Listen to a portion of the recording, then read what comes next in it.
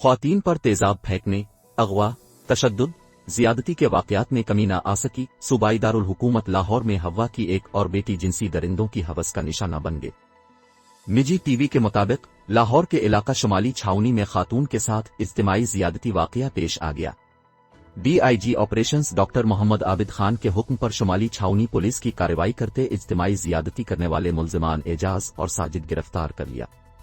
S P Kent عیسیٰ سکھیرا کا کہنا تھا کہ متاثرہ خاتون لاری اڈا جانے کے لیے رکشہ میں بیٹھی۔ رکشہ ڈرائیور اعجاز خاتون کو اپنے کزن ساجد کے گھر لے گیا۔ ملزم اعجاز اور ساجد نے اپنے 4 ساتھیوں کی موجودگی میں خاتون کو زیادتی کا نشانہ بنایا۔ ملزمان زیادتی کا نشانہ بنانے کے بعد خاتون کو سڑک پر چھوڑ کر فرار ہو گئے تھے۔ متاثرہ خاتون کی مدعیت میں مقدمہ درج کر لیا گیا۔ گرفتار ملزم تفتیش کے لیے جینڈر سیل کے حوالے کر دیے گئے۔